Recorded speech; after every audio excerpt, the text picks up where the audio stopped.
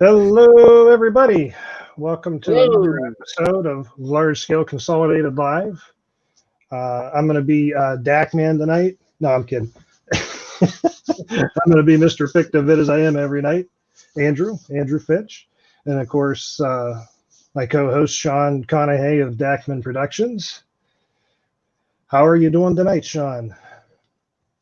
Oh, I'm doing good. Looking forward to another large scale consolidated live show tonight. And, another looking forward to another new year. So hopefully things, start picking up as far as train shows and stuff like that. But we'll have to see how that goes along.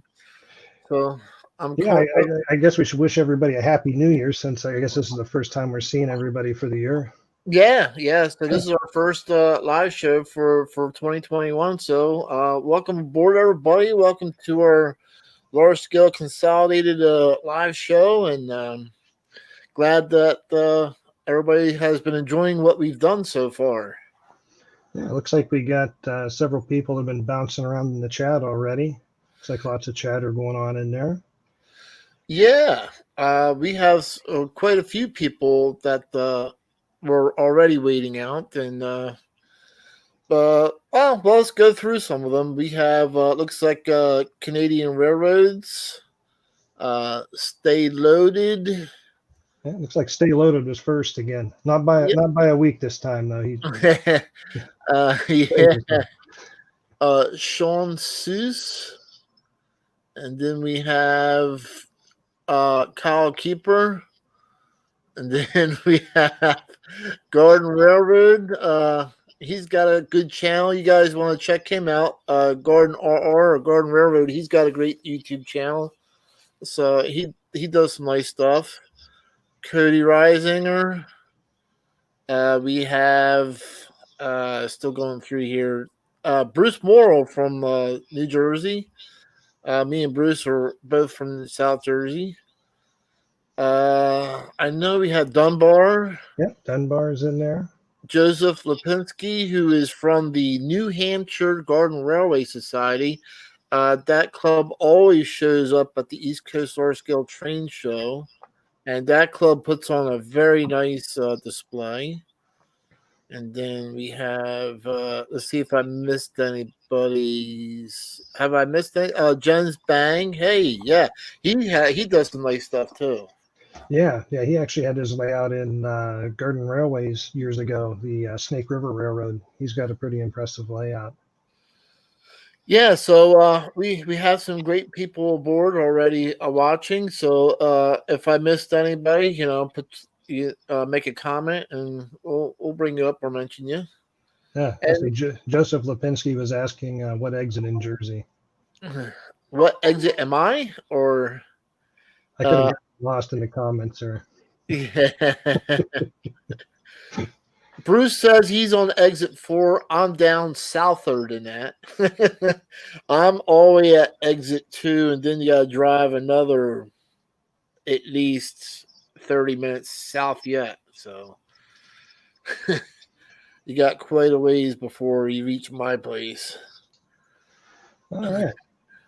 Well, you know what? I should probably Kyle Keeper's wife Sarah. I should say hello to her. Hello, Sarah. Uh, you're looking beautiful tonight as always. Thanks. And we do have a question before we bring up our guest. Oh yeah. Somebody is asking, are they still going to hold the ECLTS show this year or the East Coast Large Scale Train Show? The only thing I can tell you guys is keep an eye on the website. We don't have ties to that, so we're not sure. But, I know Dan of Star Hobby is one of the people who run that show, so you can either call him or just keep an eye on the website. We don't know. It's still too far off to tell. Yeah. Well, let's see. We had somebody else new pop in there. I don't know if I've seen Jim White before or not from the Jim, Bedford Falls Garden Railroad. I think he is new. I don't think we had somebody from that Garden Railroad, but welcome aboard and glad to see you show up on our show. Yeah. And speaking of which, let's go ahead and bring up our guest. All right. Well, as the description says, our guest tonight is James Catlin. I'm pretty sure I said the name right because I asked him 3 times how to say that. So here is James. Hello, James. Feel like we haven't seen you forever, James. Oh, Just a few minutes ago, wasn't it? So tonight we have James. He does some great stuff. He does some great modeling, and so as we always start the show, our favorite first question is, James, what got you started into G scale? well, I have to go back a lot of years. For me, it's kind of an interesting story because I got into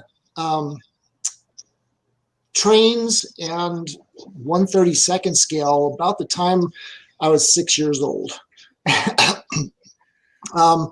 My parents bought me a Lionel American Flyer in the mid 1960s at some point, and that was when I was into trains. I never left. I was not like one of those people that during college or high school, you left. I never did. And I think I was about 6 years old, and my mother bought me a model of a 1/32 scale model of a Sopwith Camel, and she had to build the thing because, of course, I wasn't really old enough to understand a lot of that stuff. And years later, she told me that she did it because she wanted to keep me out of trouble. And for the most part, it did. I've been building models since then. But anyway, so in the early 60s, that's when I got into the model trains and model building. And I started collecting stuff as I got old enough to have either an allowance or money and stuff like that. I built model trains, plastic models, model rockets, the whole shooting match. I love building things. It was so I've been building 1/32 scale probably since the late 60s, early 70s when for the most part. I didn't get into the large scale thing until 1984, 85 when I was in the Air Force, and I got a Lionel Gold Rush Special for Christmas, and I was modeling N gauge stuff at that point in time, and I like the larger stuff. I don't know why I'm the switch, but so I've been doing it pretty much ever since. And I just didn't like the Gold Rush Special. In fact, what's left of it is sitting around here somewhere where I'm trying to kit bash it into something more realistic. And I don't know when I became a rivet counter but it served me well through life because I've worked for 2 companies that did architectural and engineering models. And I worked for an architect doing drafting and I guess it's basically architectural models, but he was a very high-end architect. And so I did a lot of detail work for when he did a design for an upscale home, he didn't necessarily want the whole house done. He wanted the kitchen done so that the wife could see what her kitchen was going to be. So I had to be very detailed. And it's carried over. And as you can see behind me here, that's kind of what I do. So even back when, before 129th came out, I was building my own stuff simply because I could never find anything that fit my idea of what was perfect. So anyway, and that's pretty much the history of how I got into it. Okay, that's a cool story actually. That's how you focused into not only G scale but as what technically we would call gauge 1. Right. And so you've stuck with gauge 1 all these years, and you do a lot of your own model building actually. With very few exceptions, I pretty much do everything. When I was, I think I'm not sure how to say this. My venturing from it being a hobby into sort of a business happened when I was working for one of the architectural modeling companies, and they couldn't find. We had this display we had to build for a trial. It was a high-profile accident, and they wanted the defense team wanted to be able to show exactly what happened. So they were spending thousands of dollars for us to build a miniature diorama of a roadway down to the barbed wire fence. And so we had a map of this area, and it had to have the road signs and everything. And so now I sell road signs because of that project. I made them out of brass for that specific thing. And that's how I got into actually selling some of the stuff that I made. And I branched out from making brass signs to mostly to clients who contacted me, not like advertising it like a major manufacturer would do. So I was more into charging them premium prices as opposed to, mass producing stuff. And for our viewers out there, what is the name of your company? It's Decaslin Design. Decaslin, my last name Catlin was, the family story is Decaslin was what it was before the Huguenots migrated from France. So Decaslin was domesticated to Catlin. Okay. So that's where Decaslin comes from. And does your business have a website? Yes, it's a Square, Decaslin Design at square.site, I believe. Yeah, we should have that in the description of the video for anyone that would like to go and check out James's site. I believe we also have links to your couple of Facebook groups as well. Your mold making for modelers, and you have a new one as well now, right? Yes, scratch built models. Scratch built models. Okay. Basically, I understand that nowadays 3D printing is really the big thing, and you see it all over the place. For someone like me and maybe a lot of other older fellows, and we've got a number of members that like to make things with their hands. These are basically my own tools. I don't use a lot of power tools. It's all hand drilling and stuff because I like getting that fine detail. And it was just something that I put up there to say, hey, look, I scratch built this. Anybody else want to show off their stuff, kind of a thing. And when you do your custom locomotives, exactly how are you creating them? Are you using like styrene sheets? Are you pouring a mold, or how are you creating these locomotives? It usually depends. It's a combination of both a lot of times. I use styrene for some, particularly if I'm making a master for a silicone mold, because it's very inexpensive, and styrene is almost like butter. It's very easy to cut and shape and form. My favorite plastic to use, because it works very much like styrene, but it's more durable. It has better resistance to sun damage, even through paint. ABS, because it's an alloy. It has 3 different plastics in there. That's what the ABS is an acronym for. I would love to be able to work with polycarbonate, but it is really hard and it doesn't glue together as solidly as the styrene. And so there's pluses and minuses for the different plastics. But like with this Burlington Northern GP38-2 behind me right here, that's a combination right there of resin, brass, and ABS. So it's a combination. Yeah. And to remind all the viewers, everything that you're building or custom making is all 132 scale. Right. Okay. Well, right now I do have a project that I'm working on in 129 scale. I'm making I'm making a custom set of or product for a client of 129 scale superliner trucks, and those are. It's been very difficult for me to a certain extent to transition from doing the calculations in 132nd scale is really easy, because I've got, just a standard ruler. I can get everything I want. With 129 scale, I've got to do really, you've got to do a lot of calculations to get to the 0.05776 or whatever it is to get to a round measurement. So, Andrew, bring that locomotive back up again. Sure. We've had a reaction from the guests or the viewers. So, looking at this locomotive, what can you tell us about this particular one here? Okay, this is a GP35. It is all styrene. Each of the parts are designed to be cast in polyurethane resin. I have a polyurethane. The company that I use to get my polyurethane resin from, they sell only to industries. They do not sell their products to like retail stores. The resin that I will be casting this in is a black high temperature resin, which has a resistance of 200 degrees, which means that the normal, a lot of reason, stumbling over my words here, sorry. A lot of people don't like using resin is because it has a low temperature threshold.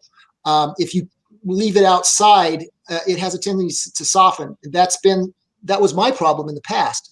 But in these last 5 or 6 years, they've come out with new high temperature resins, which even though the internal temperature of the locomotive may get high enough that it would have damaged previous resins, it won't do it anymore as long as you get the right resin. So this has a thermal resistance. It won't soften until it hits 200 degrees. And if you hit 200 degrees in the garden, you're going to be dead anyway. So, but the high hood is removes, and I've got a low hood for it. Right now, the low hood is sitting on the DD35. And so I'm building 3 models concurrently, the SD, the GP, and the DD35. And I will be able to cast all of them, and the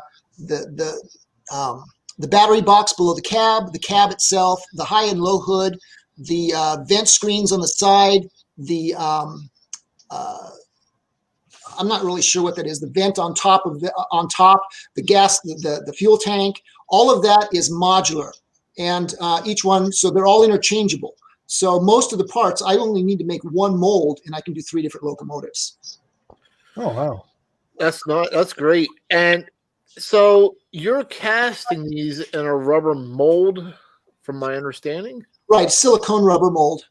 Okay. And generally, how long does it take you to like make a mold or and then create a locomotive like this? The locomotive itself, depending on how much time I have to put into it, this right here took me about 6 hours worth of build time. Wow. So I mean, they're just boxes basically, and add a little few details. The more complicated details, like the vents in the grill frames, the fan housings that you can see at the back, those took a little longer because they're just a little more detailed. There's actually a fan in the black parts on top of the fan grills are actual brass grills painted black, and there's a fan in there that actually will spin. I don't plan on powering them, but they'll actually be separate castings. The mold itself, depending on the size, say let's take the cab. The cab, it's a 2-part mold. I would make a male part and a female part, and it would usually take the rubber takes 24 hours to completely cure. So to make a mold, I would say probably 72 hours of total cure time. My actual work time on it would be about an hour and a half. Oh, so it takes longer to cure than it does to exactly. All right. And about how much rubber are you using to create a silicone mold? The total rubber used for making this is for the main shell, the main body shell, the long hood, probably around 20 to 25 pounds. I'd say 20 pounds of rubber for just that one part. So it takes 20 pounds of rubber just to make a mold so you could create this part. Yeah, but I can get about 100 pieces out of that. If it's treated right, I can get about 100 pieces out of it. So it's not really that bad. And if I do, sell enough of them, it pays for it fairly easy. Okay, that makes sense. And what's your basic turnaround time? Let's say I want this GP35. I love it and I gotta have it. And so I tell you, okay, I want this painted up in Norfolk Western. Now, this is all something that you could do and offer.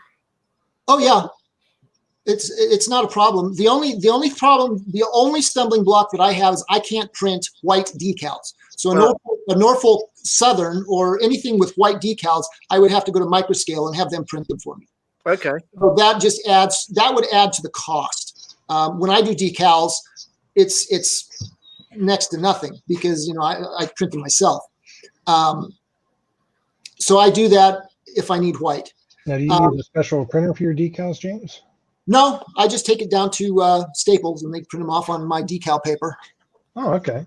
Yeah, and the thing is when you if you don't coat a locomotive with just printed decals, laser printed decals, they'll fade fairly quickly. But if you put a good UV stable clear coat on it, I haven't had any problems with mine fading. So, All right. So, and in fact, I sell all my brass signs, a lot of my brass signs with that kind of thing. And I've got several individuals who've got them on their layouts, and I haven't heard anything negative about it. So as they've obviously held up well.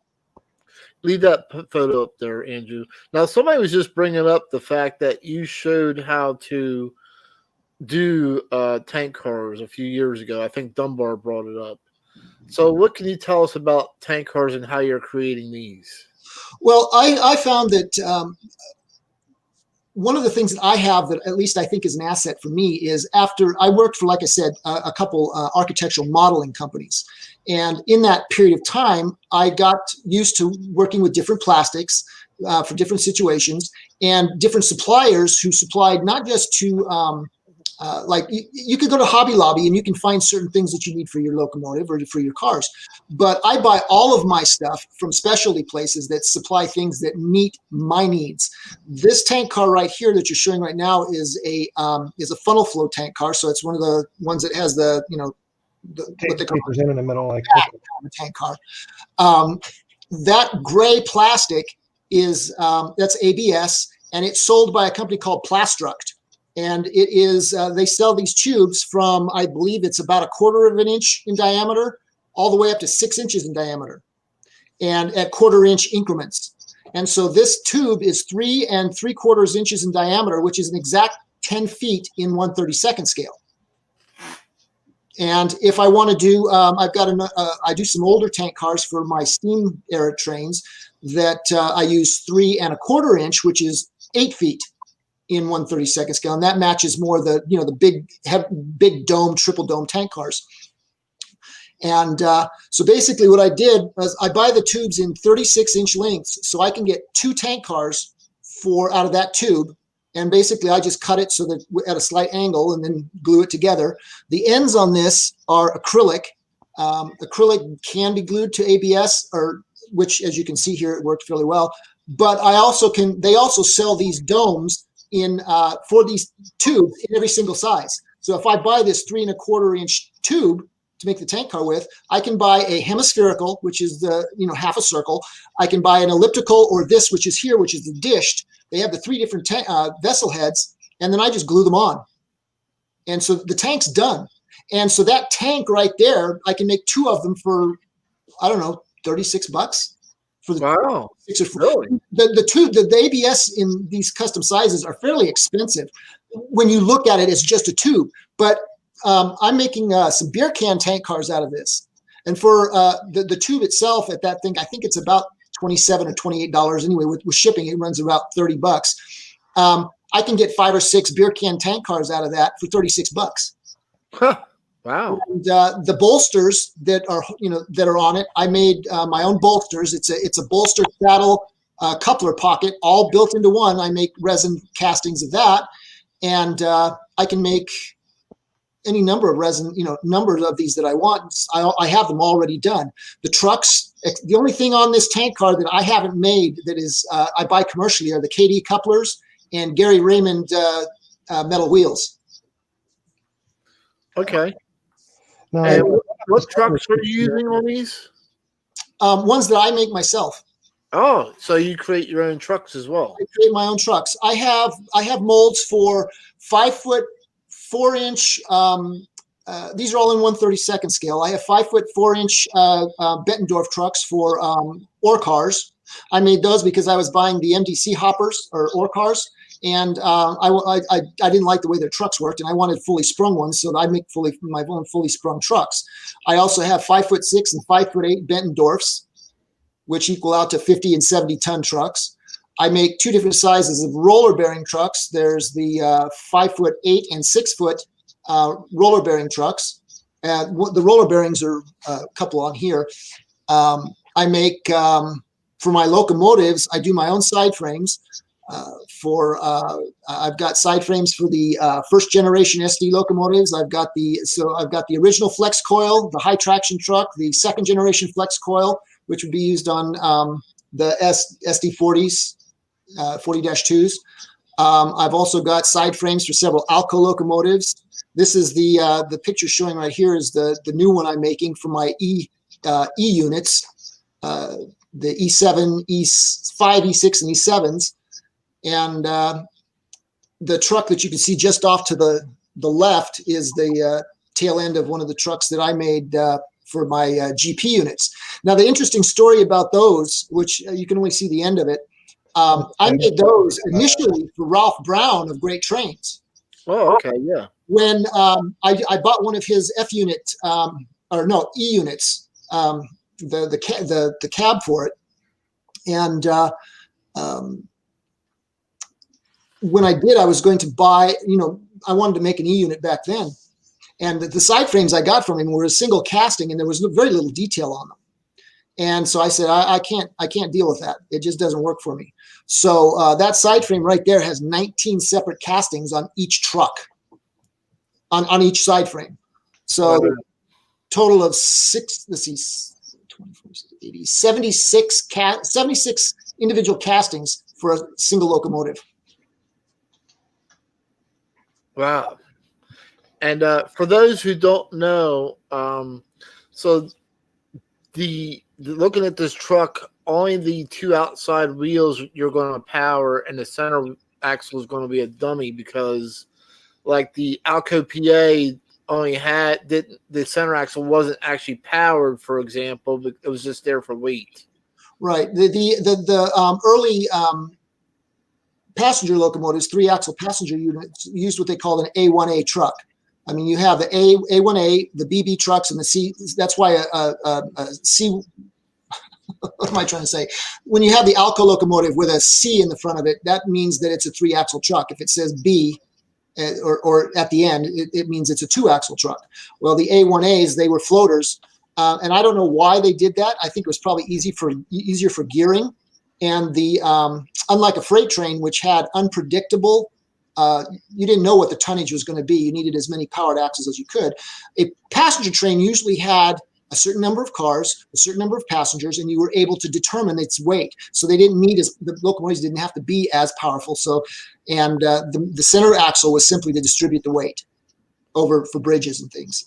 And for me to do it as an A1A truck, the center wheel will be a floater without a through axle. It'll make it easier for gearing and for maintenance, and it'll make it more prototypical. So nice. Yeah, very nice. Now, this is the entire motor block something you made then? Like that's all done in resin? No, that's handmade out of ABS. The first one is handmade out of ABS because this doesn't have any of the interior supports in it. I need to wait until I figure out how to gear it, how I want to gear it, all the length. So it just screws together like I don't know if you're familiar with Northwest Shortline power blocks. Yeah. But it just screws together like those. In fact, the wheels that are on there and it's designed to fit those. I'm not sure exactly what I'm going to do now if I wanted to produce these because Northwest Shortline isn't making their large scale stuff anymore. I mean, the last owner was bought out by the employees and they haven't started making it. So I don't know whether they will or not. So I've got to come up with all of this on my own. Okay. But yeah, I handmade this, cut out all the things, made sure everything was square. And once I get all of that internal the internal support structure into it that will, make sure everything mates up properly, then I'll do the resin castings because at 200 degrees and it'll be more than sturdy enough. And I have designed it so that I can put, like I do with most of my stuff, I can put metal brass bars just drop them into the castings as I'm casting it. And so it'll have that metal support both longitudinally and crosswise. Okay. Actually, we actually had two questions that can actually kind of go into one. I saw pop up here. Yeah. Jim White had asked, how much time do you spend running the trains? And part of that can go along with what our friend Heath from Human City Junction Model Railroad asked, which was if he heard correctly. Oop, maybe I clicked on the wrong one. Yeah, next one underneath there. There you go. He asked if he'd read correctly that you do a modular G-scale layout. Yeah. Can we go back to the first question? I need. Sure thing.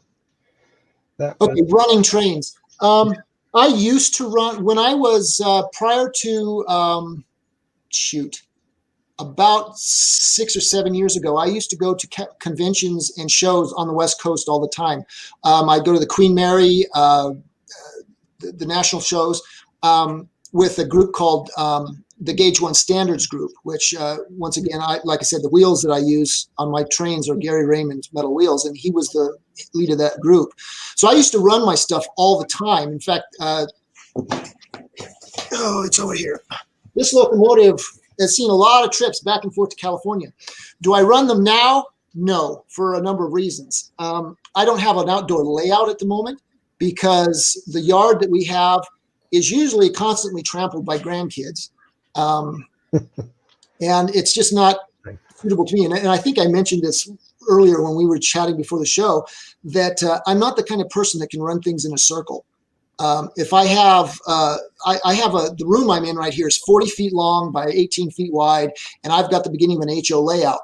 If I had a 4x8 foot sheet of plywood and I had a circle on that, I would never run trains because I'd be bored in 5 minutes. Yeah, it's boring quickly. I am first and foremost a collector, a builder and a collector. By the time I die, my goal is to have on these shelves back here a model of every single locomotive ever built in 1/32 scale. I already have one museum who's actually expressed interest in some of my stuff when I go. So that's one of the things I probably will do is donate some of this stuff to museums, because I've had people see it, and it's, I mean, I'm not trying to be big-headed or anything, but it's actually, I've had a lot of interest in that. And most of my clients have been people that bought my plastic models, have usually been high-end brass people, simply because they, that's what kind of clientele that I've worked with. I don't spend a lot of times running trains right now, mostly because I just don't have things down. Now, to answer the question about modular, this right behind me here is one of the modules. It's got an aluminum T frame. That's what this aluminum bar is down here, with a piece of sheet metal or plywood, 3/8 inch ply in the center, and then it's a yard module, and you can see one of the sand tower that I'm actually building here for. It's going to have full facilities. So if it hadn't been for COVID this year, I was hoping to have part of this set up as a demonstration thing at the November show we normally have here in Salt Lake City.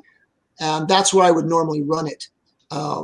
So yeah, the module thing is where I plan on going, because a lot of the stuff I build is so delicate that it wouldn't hold up outside. Now the tower might, because that's some pretty heavy duty plastic there. But some of my signal towers, they're all brass. They're all scale steps, and things like that. So they're extremely. There's something that I could put on a movie set, and you wouldn't be able to tell the difference. So, okay, all right. So that was I mean, I like the look of that modular. How light is that? I mean, is that pretty lightweight? Right now, it weighs about 3 or 4 pounds, maybe 5. Oh, that's not too bad. The sheet of plywood on it's the heaviest thing. Okay. And how does that put together with, to make your module? How's that clamped together or snap together? Right now, this one, it has, I angle cut the aluminum T. It's a T. So basically, I've got the front part with the T sticking out the back. Okay. And I have the T is what the plywood sits on. And then at the corners on the top and bottom of the T, I have metal, what do you call them? Those little angle brackets you buy at Home Depot. that they're about, an inch and a half by an inch and a half, a little angular. That's just screwed in on the back. My ultimate goal is to use aluminum solder. But I haven't got a torch right now that can get hot enough to melt that stuff, so I haven't done it. But it seems to be fairly sturdy. And what I'm going to do is to transport them is I'm just going to make racks that are like bakery racks. You slide the trays into bakery racks. The legs on these will just fold right up inside, and it's only about 2 inches high. So I make a rack with 2 inches spacings, and I just slide them right in. And all of the stuff like the tower back here and all the buildings are going to fit in neat little holes.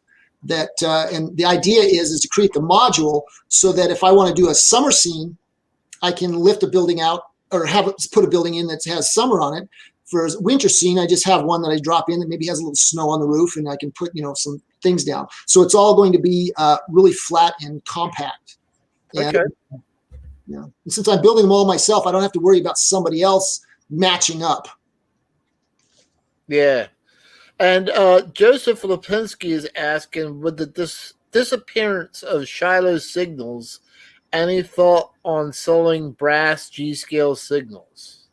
Oh, yeah. I have no problem doing that on a custom basis. I'm not sure whether or not I could have a stock of things like that saved up.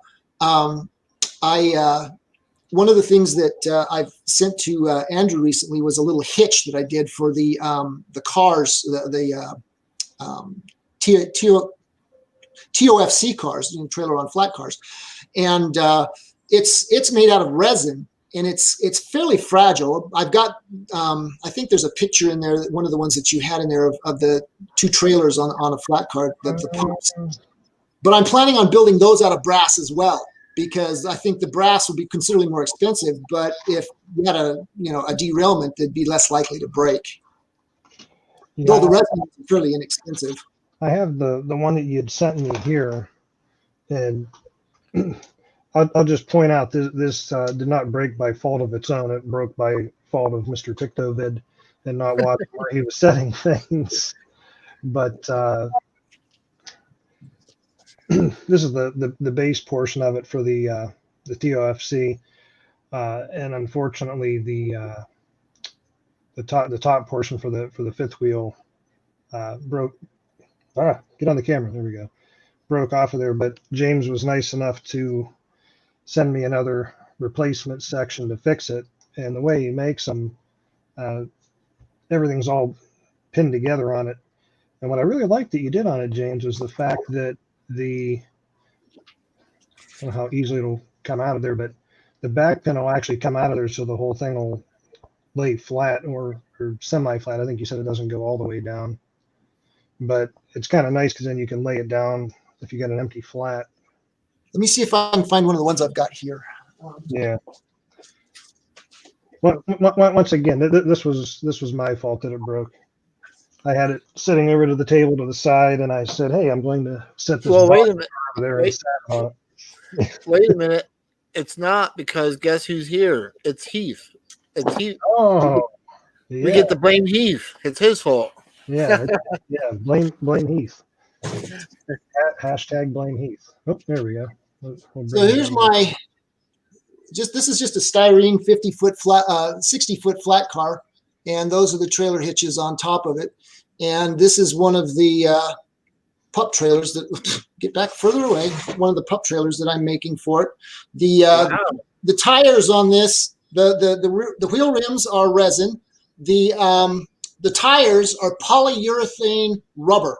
So it's the same rubber that I use for my molds, except this is the kind of rubber they use for making RC car wheels.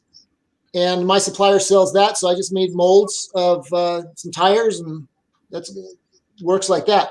But the pin on the bottom of this, and as you can see, the stand legs are going to be made out of brass. I'm planning on selling these as well, but it just fits right into the fifth wheel and snaps into place. And you can see that as long as it doesn't jerk, it holds fairly well. So, and like you said, if I take this pin out, And I should mention too, I tried that with one of the trailers from USA, and it appears to be the proper height for them as well. all right, nice and snug. Anyway, I'm not going to waste the time with it. The pin is a little tight, but it comes out and this just drops back and folds down. And once again, this is just a thing that I made because I had somebody request, hey, can you make these? And I did. So. And Heath of Human Junction Model Railroad wants to know if you have a YouTube channel. I do not. I had a shoot. I had a page or kind of a channel where I was showing some of the stuff that I did at one point in time. But right now, I've got too many irons in the fire to keep up with a YouTube channel. Basically, to see what I'm doing, the 2 sites I've got on Facebook or the 2 groups I've got on Facebook, and you can contact me through my website. Plus, I'm not really a guru on doing what you guys do, you know, the video thing. If I had a hard time even remembering how to get this camera to work tonight. I had to get my wife in here. I was going to say something to point out is anyone that wants to see videos on a lot of the stuff you've done, if they go and check out the group you have on Facebook, the Mold Making for Modelers. I know you've done a lot of different videos on there showing how you do your mold making and the different things you made. I know you did some stuff on the tank cars and that there as well, I believe. Exactly. Most of the time that I make videos, there are people actually ask specific questions, and I go in and do a video on that topic. See, don't feel so bad. Even he says we have no idea what we're doing on YouTube either.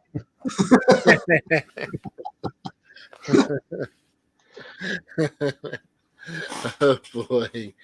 But Heath just mentioned it would be interesting to see your design and build process, and that's why he was asking if you had a YouTube channel. Right. I can understand that. I don't know.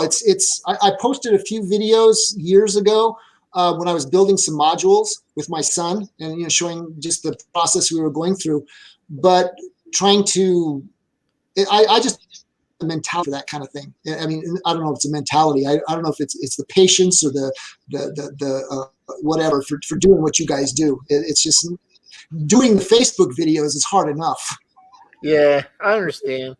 And Joseph Lipinski is asking, what projects are you most proud of? That's a good question. I like that one. Well, The things that I'm the most proud of is, I don't know, it's kind of hard.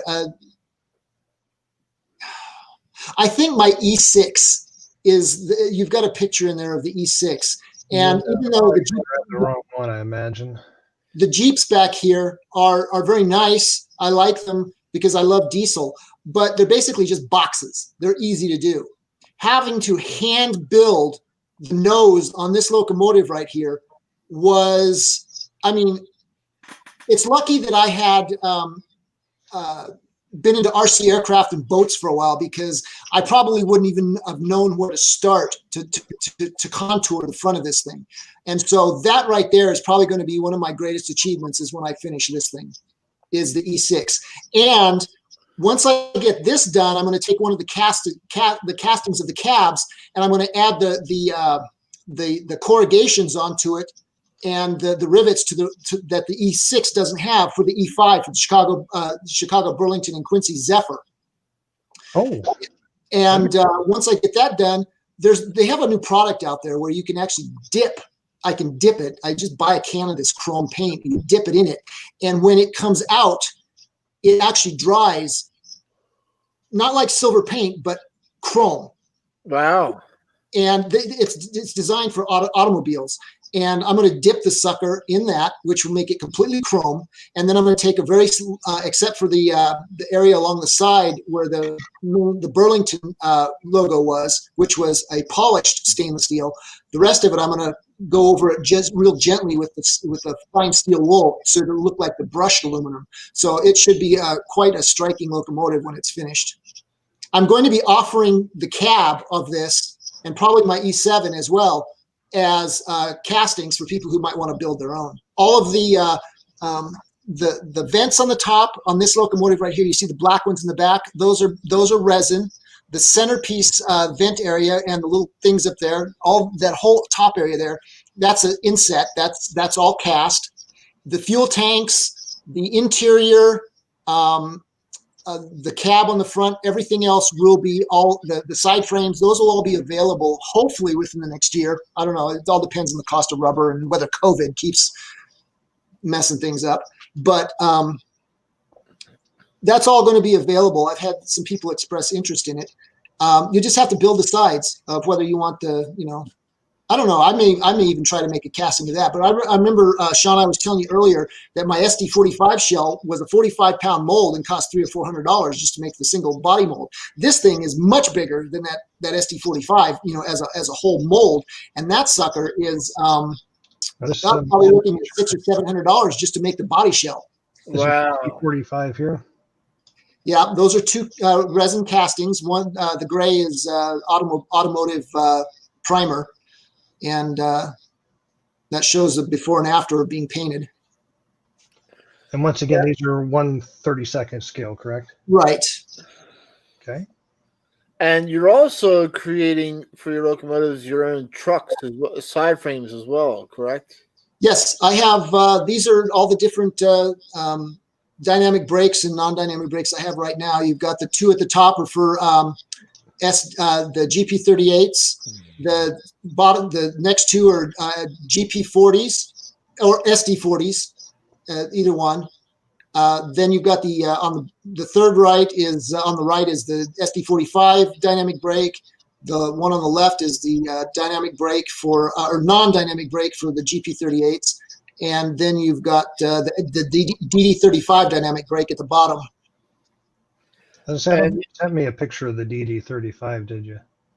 No, but if you want to see it, I can grab it real quick. It's right here. Yeah, I'm sure everybody would like to see that. Yeah. Nico, we're talking about 132 scale. These are all 132 scale. So that's the front end, the cab and the short hood. This also fits on the GP and the SD35. And then we'll just bring it on across. There's the dynamic brake at the top. I only have to cast one of those. And then there's the two sets of the body shell. And then we come to the back. And as you can see, this actually is a separate piece. So if I want to make the interesting thing about the DD35 as opposed to the DD45 or the DD40X is a little bit of history here. When the Union Pacific demanded they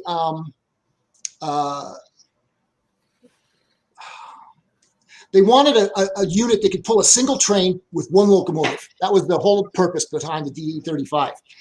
The DD35 was never meant to have a cab. The original DD35 was a B unit. It was but it wasn't called a DD35 because they never intended to have the cab on it. So when Union Pacific got the DD35, it was a booster unit. Wow. Once the Union Pacific had that, they went to EMD and they said, we want one of these DD35s with a cab. And at first, EMD said, no, we're not interested. We don't want to do that. But Union Pacific, being the mega corp they are, persisted, demanded, and finally EMD gave in and took the DD35 and made the DD35A, which is what you see here, the DD35A. And so anyway, that was, at that point in time, the largest diesel locomotive ever made. And the Union Pacific had, I don't know, 10 or 12 of the units in the A unit, and a couple of the Bs. The only other railroad that had a DD35 was the Southern Pacific, and they only had, I think, 2 of the original non-cab units. So the idea with this is to actually create something that I can sell eventually too. It's just I'm not in any hurry because like I said, building the locomotive itself is not the problem. Building that mega mold for this thing is huge. And it's not like, this is actually, this part of it and this part of it are 2 separate pieces and they just plug together. So unlike so it's actually, I can use one mold and get both sides of the body shell, and I can make the A or the B unit by simply building a second frame. Everything else just plugs together. So you kind of incorporate into all your stuff, don't you, James? You make it modular so you can reuse pieces and. Right. All of my EMD locomotives back here on the module, you'll see this 2098 was the first locomotive I completed. This locomotive is all resin, and it is nearly. I made this in 95 or 96. So this thing's well over 20 years old. Wow. And yeah, and I've had to do some repair on it and stuff like that because I've dropped things. This one on this side is it's another GP38-2. It however, the 2098 has an 81-inch short hood on the front, which was the early version. The one over here has an 88-inch short hood, so that I was just able to plug in. I don't have to, create anything new. The dynamic brakes all fit across locomotives. The cabs can interchange, and some of the locomotives had different battery box configurations, so I've made several of those. I didn't send you any pictures, but GP38-2s came with a couple different over their what they call phases of their lifespan. They had several different dynamic brake configurations. So the ones in the picture that Andrew had up a little bit ago of the dynamic brakes, there was one type of dynamic brake for the GP38-2s. So my Burlington Northern used those. I've got two locomotives that I've got mostly made for that are going to be high hood Norfolk Southerns, because I love the black and white, paint scheme with the horse on it. I just love that. So I'm going to have two GP38-2s with high hoods. And so I've got the different dynamic brake for that, which is, it's not a great difference, but it is. And I can, with this, the GP35, I have both the dynamic brake and non-dynamic brake versions. And like I said, high hood, low hood. Both it had the early versions of the GP35 had the same frame as the GP30, and the later versions of the GP35 had the same side frames as the GP38. So I need to create another base for this so I can have all of that. Other locomotives I'm working on right now are an SD9. I've got a number of Alco locomotives. I've got one General Electric locomotive. Did you say SD9? I'm sorry? Did you say SD9? Yeah. Let's see. I don't know if I can show this right up here. Right there is the SD9 shell right there. And then there's the SD35, and that's the shell for the GP35. Then there's a GP7, an RS1, a Alco S12, and down here we have a C30-7. Oh, wow. The Alco S2. There's another Alco S2 here. Wow. Right there. And then right here we have the EMD Model 40. That was a project I did because my wife likes little locomotives. So yeah, I've got tons of it, and they're all modular. A lot of that stuff just interchanges. Right here, this is one of my favorite new ones. I have three Lionels that I'm Lionel GP20s that I bought for cheap that I'm actually rebuilding so that they're actually look like GP20s. And this is the high hood GP20. This one is specific. Just the microphone. Hang on. Okay, this one is specific to the Great Northern. It has the bell. They ran these long hood forward, so I've got the bell on the front, and all of the interior will be fully stocked with all of the equipment and stuff.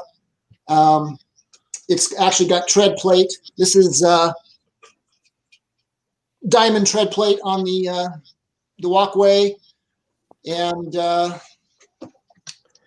yeah, so it's these. I make a single door of a single size, and then I leave a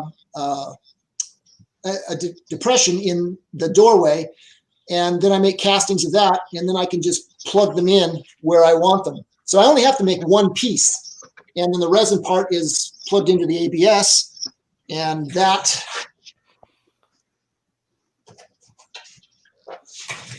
So as far as SD locomotives, I've currently got AS16. Okay, that's one I'm not familiar with, the AS16. Which locomotive is that? I never heard of it either. Hey, it must be a start to our segment of Stump the Dackman. Yeah.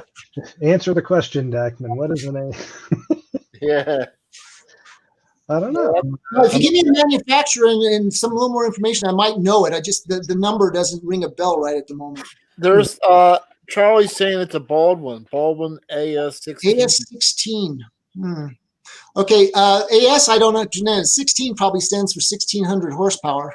I think I found what he's looking at. Let's see if I can. Yeah, let's see if we can bring up the picture of that thing. Let's take this back. I want to see what that looks like.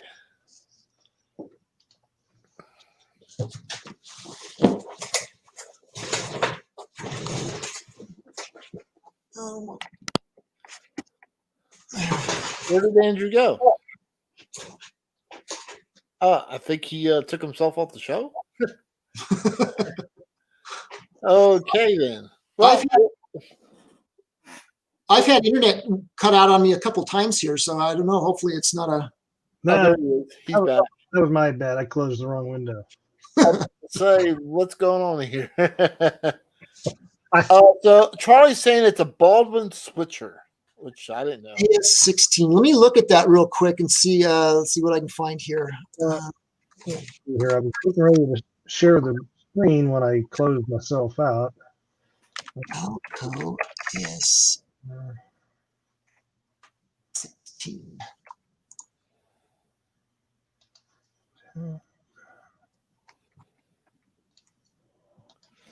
And it's interesting. I don't see anything in here that's actually that shows an AS16. Yeah. I believe that's what Charlie might be talking about there. Okay, so it looks like it might be. Is that a AS16? It looks like a variant of the an RS2 or an RS1. Is something like that would be relatively easy as long as I had drawings to go by. Wow. Charlie said Reading, Santa Fe, and several railroads had them. Oh, I have no doubt. It's just some of these numerical designations that that's interesting. Yeah. Let me see. Yes, 16. Yeah, Bruce Morrill says the PRSO had them in South Jersey, and I believe, let's see, I think Charlie said Reading, ATSF, and several other railroads had them as well. Western Maryland, okay.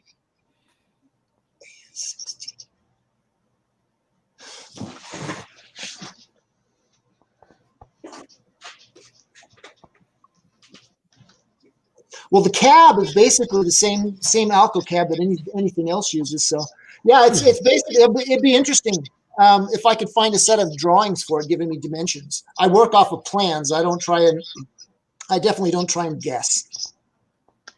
Now, something that could something you just mentioned in a question one other person asked here. I don't know if you know or not, James, but they were asking if there was a big difference between EMD. Between the SD and EMD locomotive cab. I don't know if they mean the SD and the GP. SD and GP. Yeah, no, they were exactly the same cab. The only variation was in that I know of was in. if you're looking at the GP30, of course, it's greatly different because that was a unique locomotive.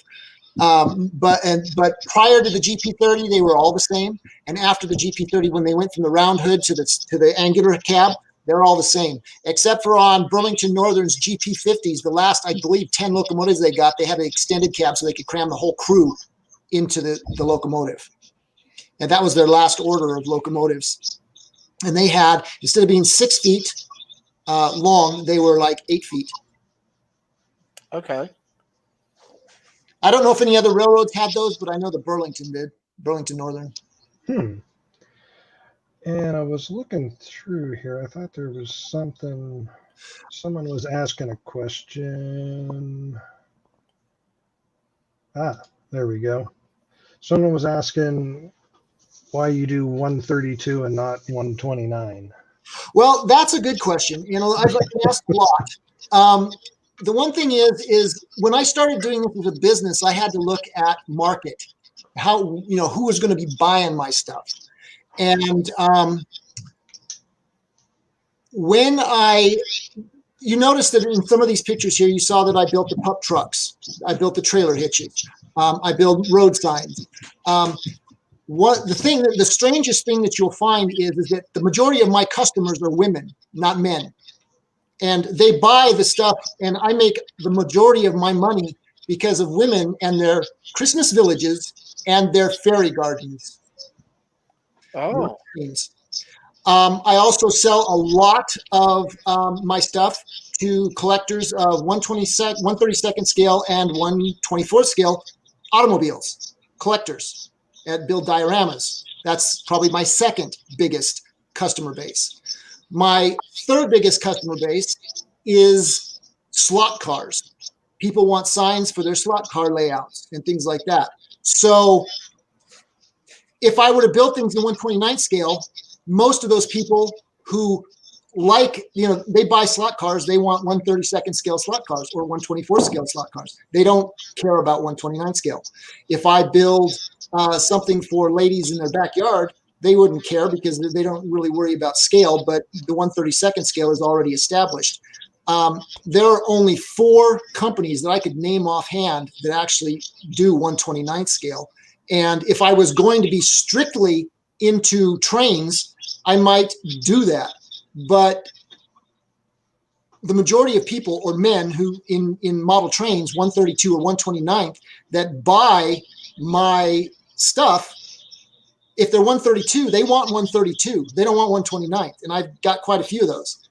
If I sell to guys with 129 scale, they're as long as it's in 10 looks good within 10 feet, it's fine. So there's really very little incentive.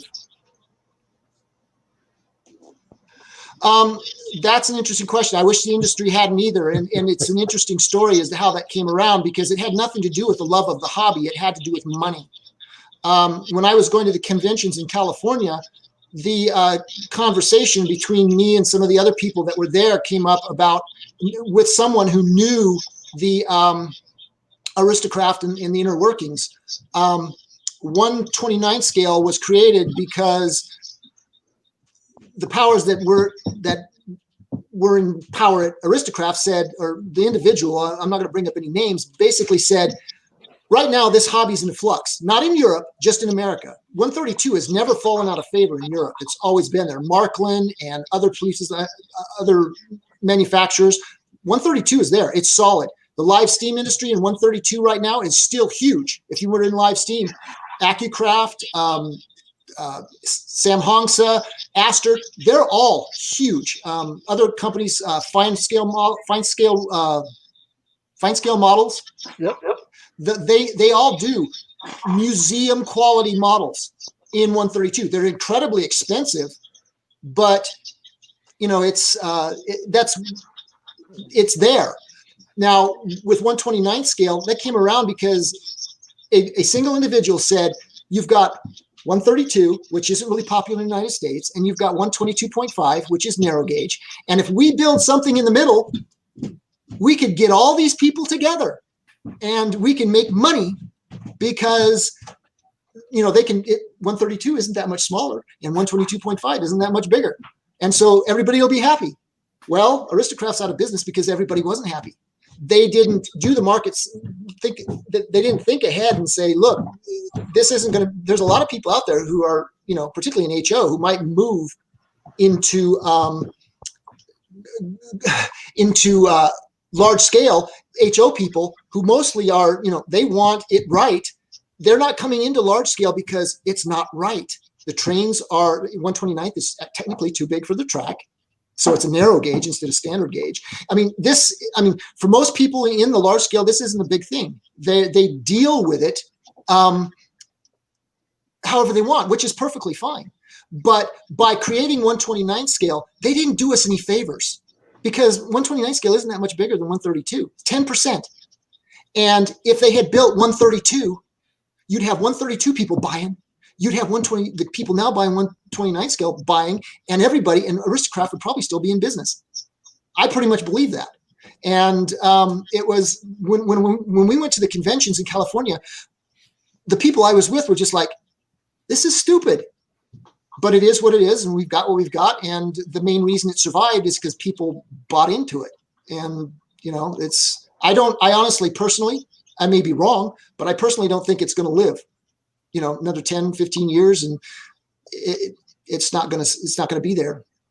And so, it might, but as long as we can't get people into a hobby where there is a consistency, and that's going to take manufacturers like Aristocraft or Bachmann and those to start making figures, to start making buildings that, what was it, Colorado model structures. Yep.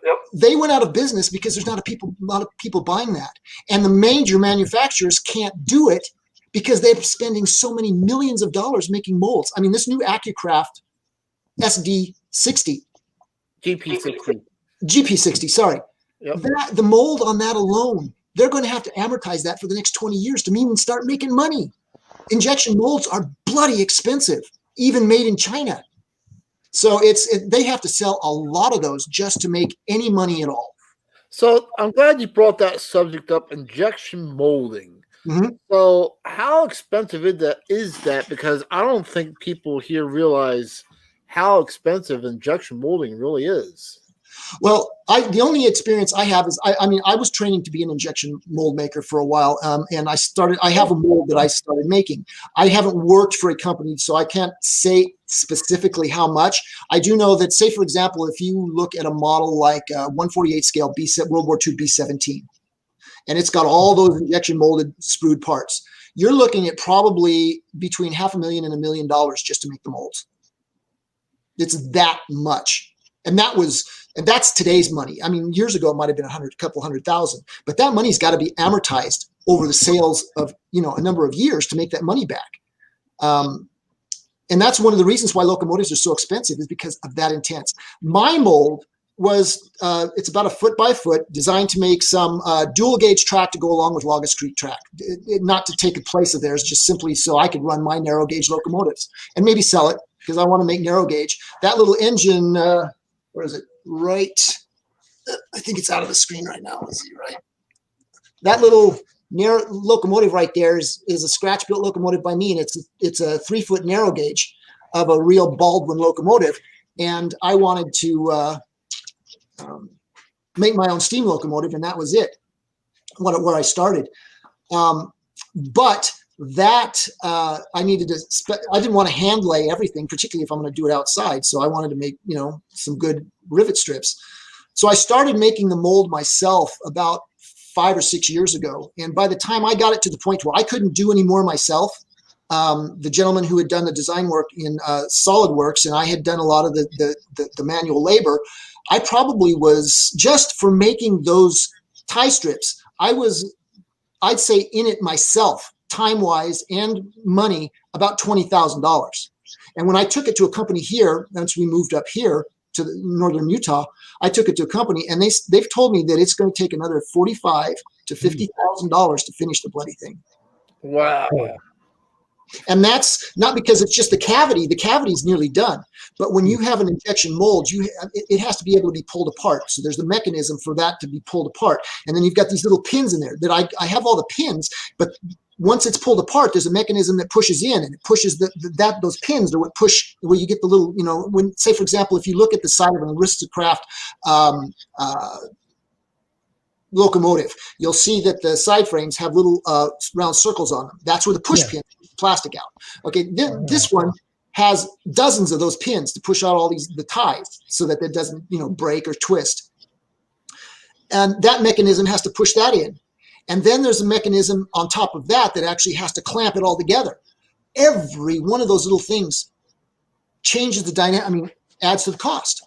And the more complicated the part, and that's just for a single little part, $50,000 plus the 20, that's $70,000 for a single mold for one or two tie strips. You're talking that SD60, it's $500,000 at least, just for the molds, and probably more. Now that's a bunch of different molds when you think about it. Exactly. I mean, the dynamic brake alone is going to cost $50,000. Then you've got the body shell, which is huge, and that's got to have. If it has detail on the side, you've got to have the mold that comes out of the center. You've got one on the sides because if you can't pull it out if it's got all the little frames for the knuckle busters and the hinges on the side. You've got to have a 3-part mold. Mine's a 2-part mold, and it's $70,000. If you've got a 3-part mold in there because it's pulled apart this way and then the clip's coming out, I get animated about this because it's not cheap. Yeah, for what it costs to make that locomotive, you could buy yourself a nice home. Exactly. Good grief. And that's why they don't come out with them very much. That's why aristo-craft went out of business, because it wasn't selling enough locomotives to compensate for the cost of those bloody molds. And they're cheaper in China. But then part of that problem is once you get it made in China, even cheaper, you're paying all the import taxes, you're paying all the tariffs. It's ridiculous. So wow. Not to mention the shipping cost. Exactly. I was going to show something that I just recently got from you, James, and I believe this is I think you said this was a mold you acquired from. I'm sorry. Go ahead. I was going to say I can't remember the name of the company that you acquired this stuff from. You obviously know, but this F30E Flat Car that you sent me here? I'll show everybody. Okay. Let's see. Now, keep in mind the trucks that I have on this are just some Pico MDC trucks that I had sitting here that I threw on here, but this is all resin, of course, you said, and I believe you said this was molded in a couple pieces, but you're changing it to be all molded as one, correct? Yeah, the truck itself, this particular mold that I have here, if I were to take it apart, the way he designed the mold was the frame itself, the main part of the frame is all one piece.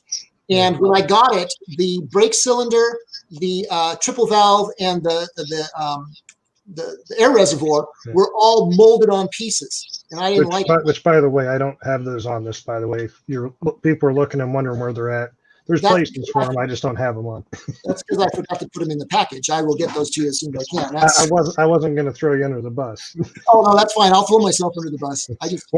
One thing I wanted to show everybody was that I found very nice on this car is this is basswood, correct? That you put on there? Yes. So you actually have an actual wood deck on there that James has stained, which I think is a very nice feature to the car. You even have it inlaid in the end there. Very nice. And I also appreciate the fact that you have set up for, well, I got those goofy trucks on there, but for what, 906 KD, or you're actually, for you, it wouldn't be 906 because you probably use the 1-gauge couplers, don't you? Right. It should fit most, almost all of the KD coupler. You might have to shim it for 1/29th or put a spacer under the axle to get it to the right height. But the car works out to be 50 feet long and 132 and 46 feet long and 129. So it's really the F30E flat cars were very common on the Pennsylvania Railroad they were built between 1958 and 1968. But to answer what you had said earlier, back in the it was a contemporary with Great Trains, Ralph Brown's Great Trains. It was called Chicago Train Works, and the gentleman put up all of his stuff for sale, and I decided to buy it, and so now I've got this car. That is a pre-production model, so it's a little rougher than what the finished ones will be. The decking I'm hoping will be in one piece, laser etched and cut, so that I don't have to piece the lumber in. That's why it looks like there's a few gaps in there. But as a pre-production piece, I think it turned out fairly well.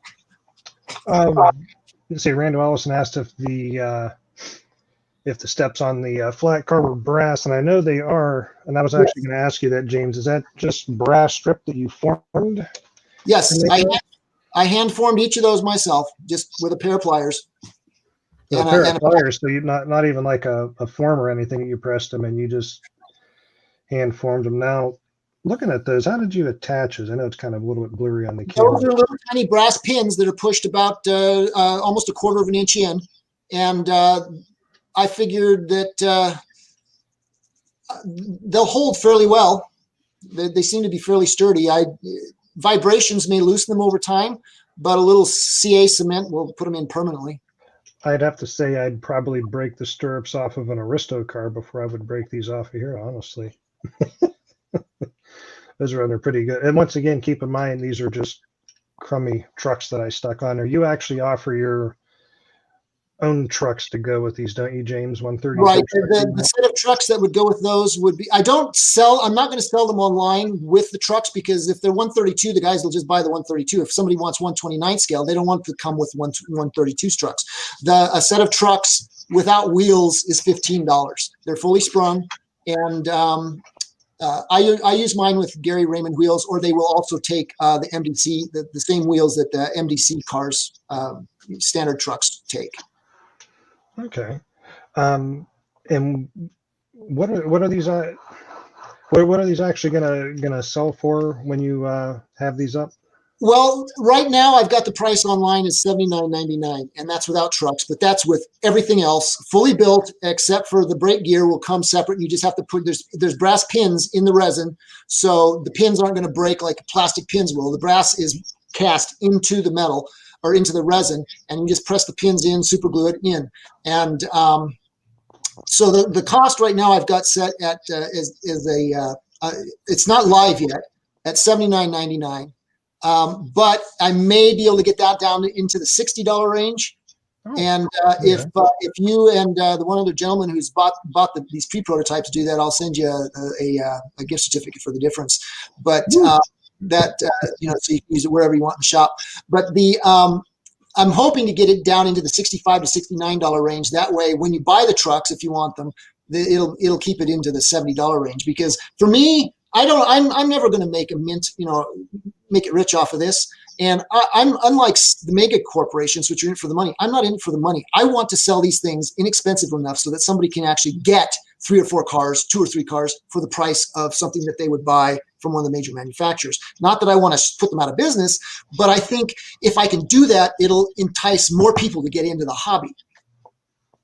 Oh, absolutely. Now I know one thing we had talked about. Obviously flat cars are light as is, and this one's light, but you're actually going to change these to incorporate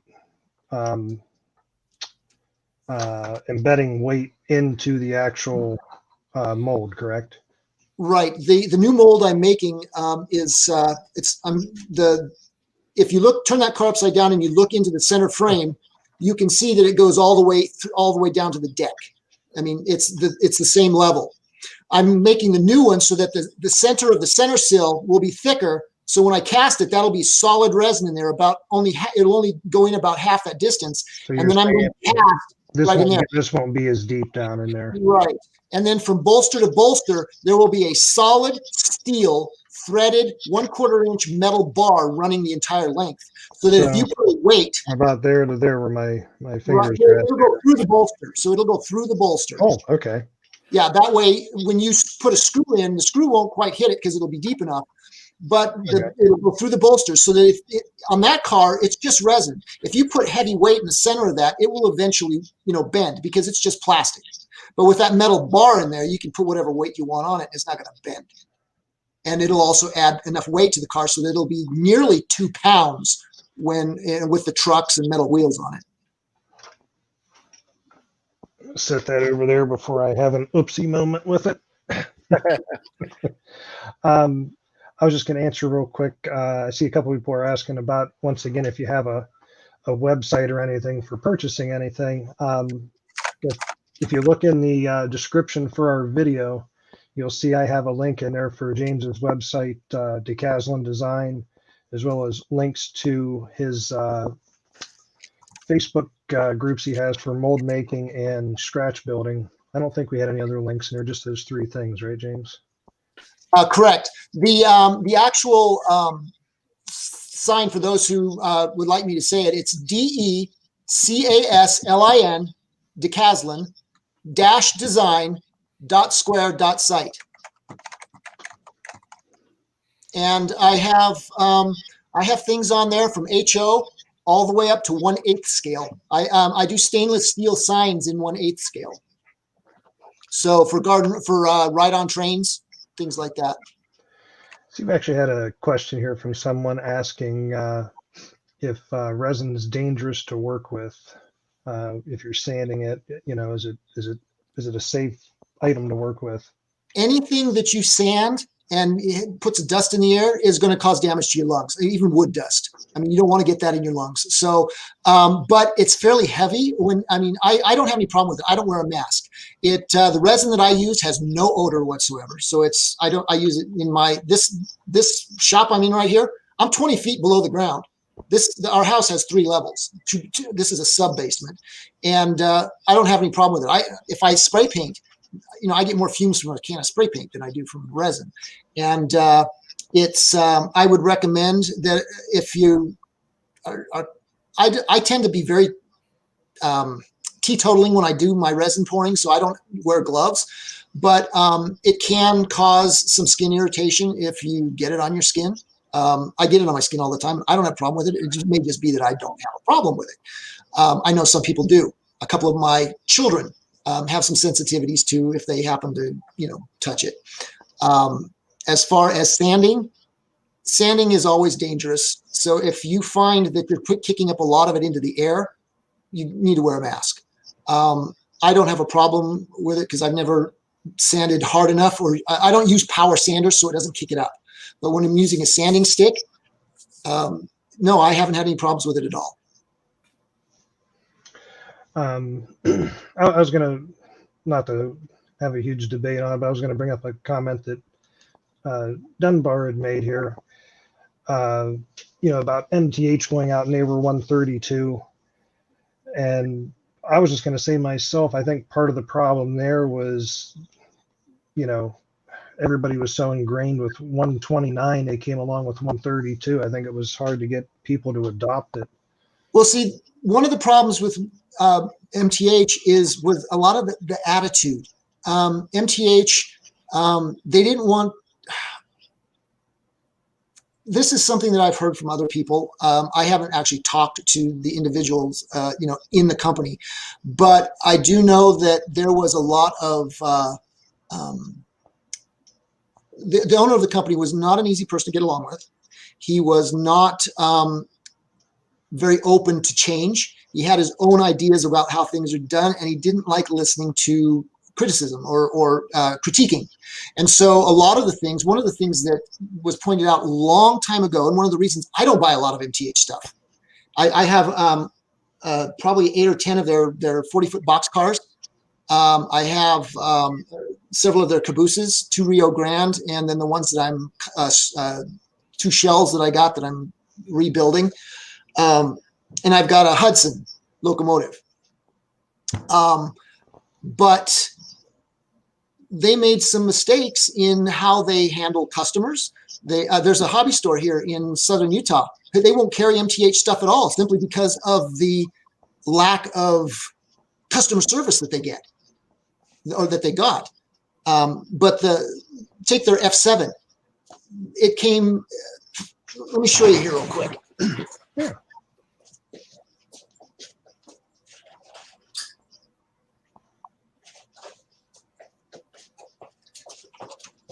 I bought this off of YouTube, or not YouTube, eBay.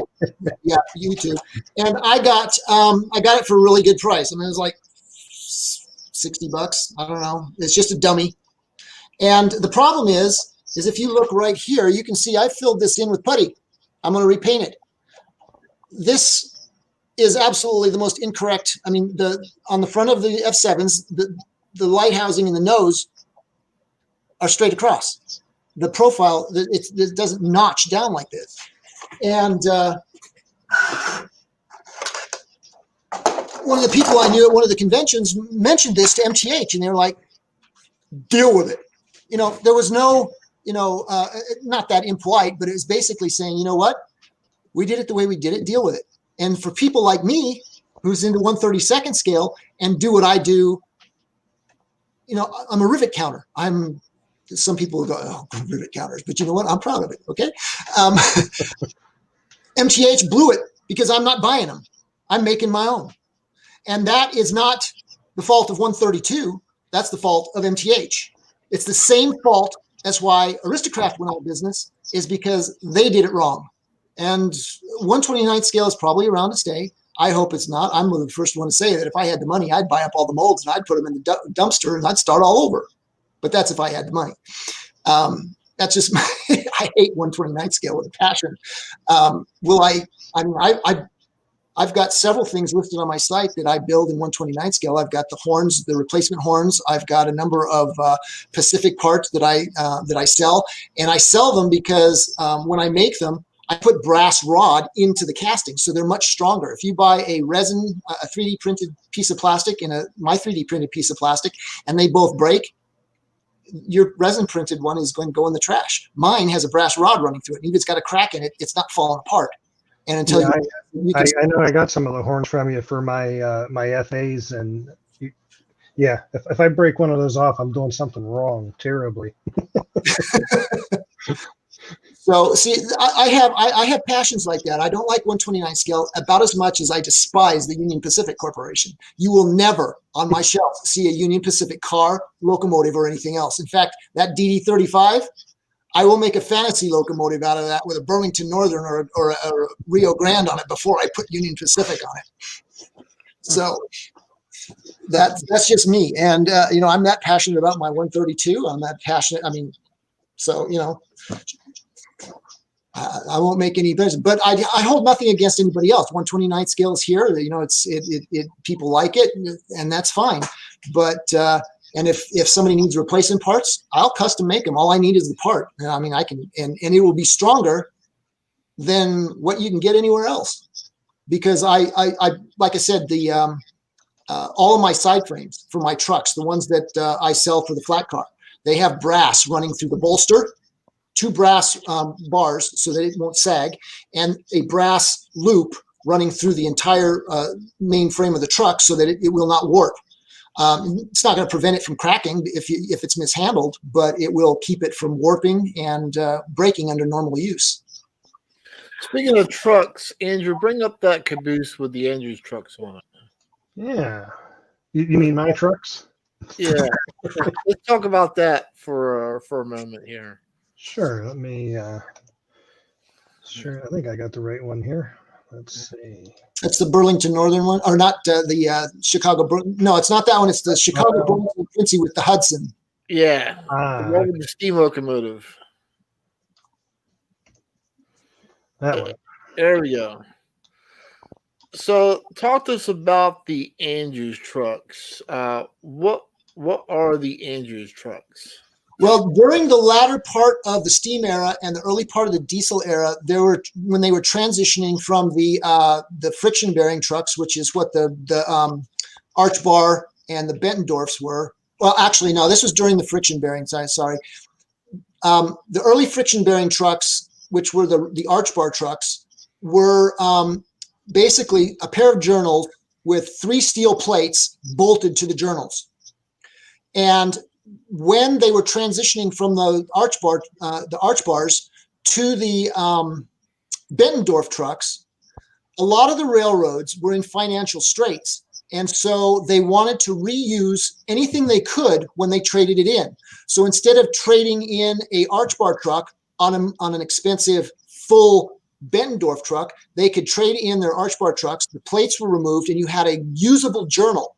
So what the Bettendorf company did was they made these trucks right here, which the journals were bolted to the top part, and then there's a plate, as you can see, just at the base of the journal running to the truck. That's a stabilizer bar.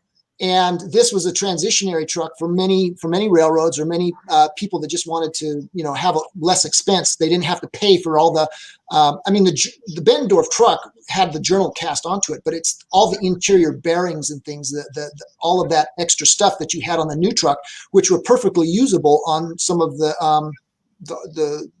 arch bars. So that's what this is. It's a transitionary truck that was used in a lot of cars during that period of transition from arch bar to Bettendorf. Okay, and with the blow up of the picture that you did, I'm now noticing that your tender is off the track there in the picture. Yeah, well, you'll also notice that I bought 2 of these cabooses, and I made the mistake on this one of just painting it instead of dipping it in a solution to take the old paint off. If you look right there in between those, you can see the old Erie decal. Oh yeah, right there in the middle. That was a stupid thing to do, because I did it on the other one. It peeled all the old paint off, but on this one I didn't. So I've got a Burlington route that used to be an Erie caboose. And speaking of this caboose, this is an MTH caboose, but you redid the cupola on top of it. I bought the shell for like $6. I bought 2 of them for, I think it was $12 or $13 on eBay, and so I had to replace the cupola, the underside. So I rebuilt the underside. The trucks are mine. I hand built those trucks. The end walls, the doors, the railings are all brass. And any interior detail is all stuff that I actually have done. And I like doing this. I like buying bits and pieces and then going in and saying, I can do this. It's about the only way that the caboose and some of the box cars and things are the only things that I would, touch from my steam locomotive, or the steam locomotive. A lot of their stuff, and that's one of the reasons is they didn't do right by a lot of their stuff. Do you know what time period they finally phased out the Andrews trucks? I honestly don't. I have a feeling they probably lasted. It was probably in the 1920s and 30s that the Bettendorfs, because I remember arch bars lasted into the 20s and 30s. I know that it wasn't something that they had to, just change overnight. So probably 30s, 40s, I would assume. Okay. I'd say by the late 40s, early 50s, the Bettendorfs were pretty much all there. But I'm just guessing, because it's just pictures that I've seen and that kind of thing. And what are some of your future projects, or do you have any new ideas that you're thinking about doing but haven't started yet? I have been collecting plans from Model Railroader and Mainline Modeler magazines for years. I have 5 different 3-inch binders with nothing. I mean, I've torn the magazines apart. The articles I read, and and if there was one that I like, this tower behind me, the sand tower, that came out of a Mainline Modeler magazine. I've got building structures, things and stuff. A BL2, the EMD's ugly, Studebaker. I want to do one of those. I'm going to do that. The only locomotive company that I haven't actually built a locomotive for yet is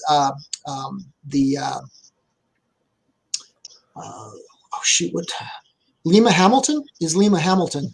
The H1044, the Trainmaster, those locomotives. I want to build those. Like I said, I've got 3 different. I've got 11 passenger cars that I'm working on right now for the Great Northern Empire builder. Those are in various stages of construction. I've got 3 of them up on wheels, ready to roll. The E6, the E7, and the E5 are all ones that I'm going to have pull those. I'm going to have a complete consist for the Santa Fe, the Great Northern, and the Zephyr. And there's the tail car for one of the for the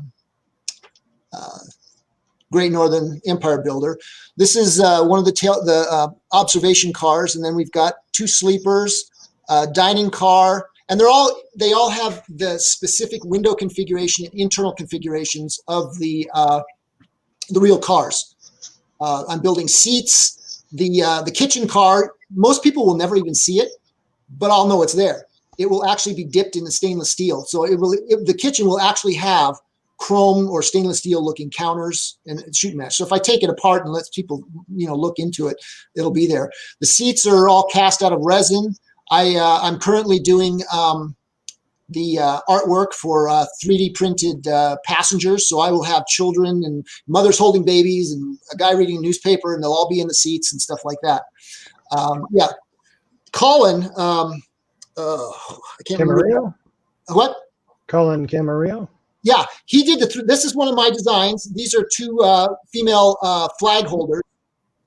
This is one of the things that the reason I did the 129 scale figure, which is the larger one, is because Cameron did this for me, and he said his dad wants figures, and so once I get a mold cast of this, she'll have a construction hat on and a vest, and I'm going to put that on separately because it just would have muddled up the printing. One of the grandkids is coming. So I've got 132 and 129. Oh, say hi to the world. Hi. Hello. Anyway, so that I'm going to have, since his father wants them and he's doing the printing for me, I'm going to have a line of 129 scale figures. So go figure. Yeah. But since one of your grandkids came down there, it actually brought my mind back to a question earlier. I believe it was Jim White, I believe, that asked if your grandchildren had a love for trains with your involvement with trains. They do now, specifically considering that I'm into the ride-ons train scales too. I've got just got finished building the main support structure of my first 1.6 inch scale gondola, and I've got a caboose. The same style of caboose that's being pulled was in the picture behind the Hudson. I'm building one of those in one. It's going to have operating windows and doors. The doors are going to be double hung, or the windows will be double hung and everything. It's not a ride-on car, the caboose. It's all for me to build it in just bigger. And this next summer I'm going to be starting building my first 1.6 inch scale GP38-2 because I have no intentions of starting with a switcher. Okay, yeah, not so loud. So anyway, yeah. I've been pushing them around on a short piece of track, and they have been just giggling up the storm, and I can't wait to have it pulled behind a locomotive. So, but yeah, they do like trains, and I've got one grandson that I'm building a Thomas or one of those wooden wooden trains that you push around like the little Thomas things, and I'm building him a modular like 4x5 foot train set. So yeah, I have 26 grandchildren. Wow, 26. Yeah, and I think there's one on the way I know of, and maybe one more. I got it. So, but yeah, that's one of the reasons I'm in my old age. Trains are going to be fun because I got a lot of passengers.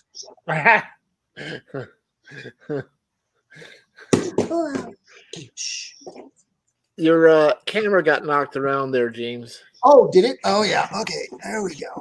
There you go. All right, there we are. Just figured I'd point that out.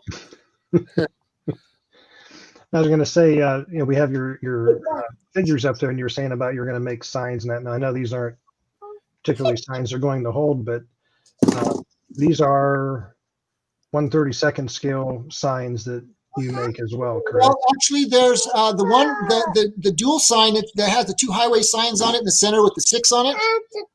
Oh, yeah. That's HO. Oh, okay. That's HO sign.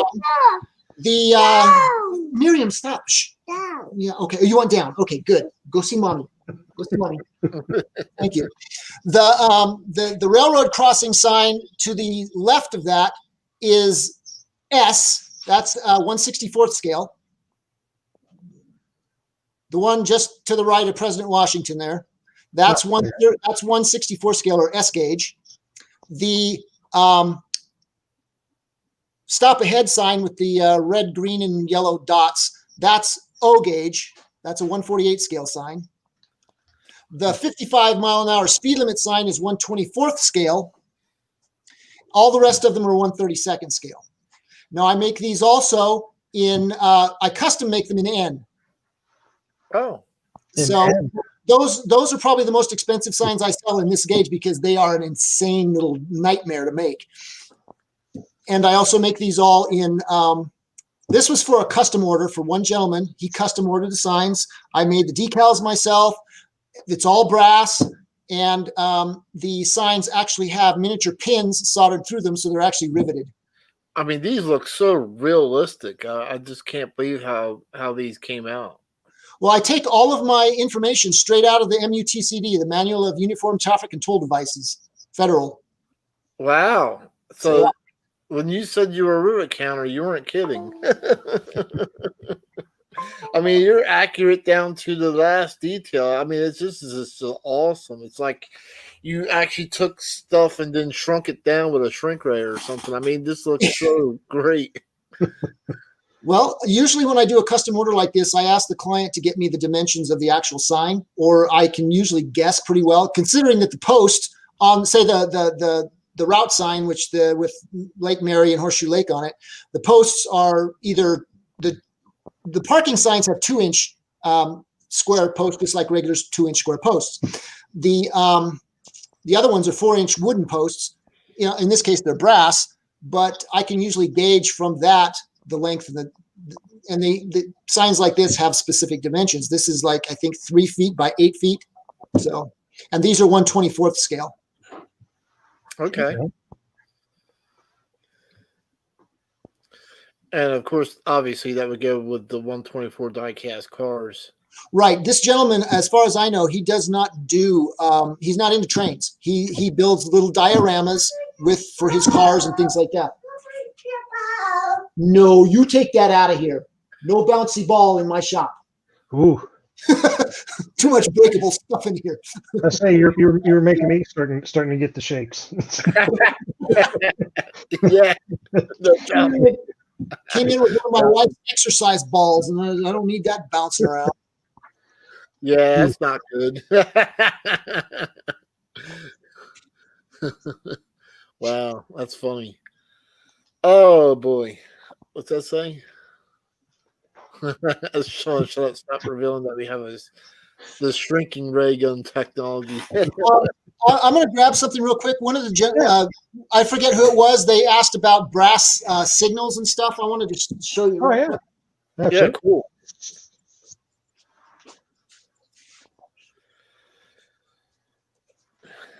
He does a great job with those signs. Yeah. I'm kind of impressed with how those. Now these aren't quite finished. These are ones that I've been doing a lot of work on. This right here is a exact replica of a sign that was doesn't exist anymore because they put in regular signals. But this will have the round targets on it. There's another tower that's over here, and the ladder that goes up the side here.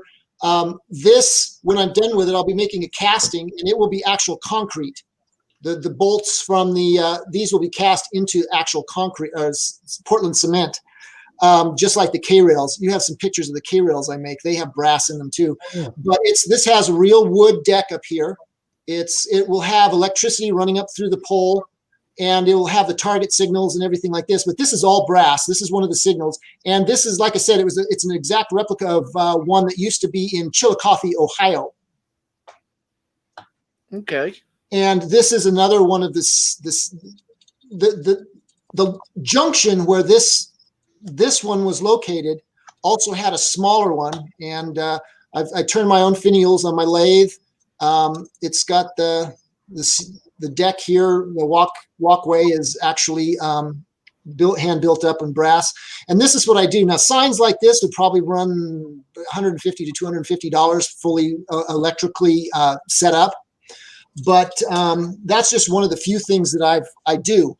Here's a completed project. It's a 1/32 scale farm tank.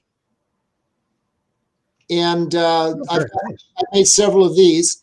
So I do a lot of brass work for people that this particular thing was originally made for somebody who buys 1/32 scale horses.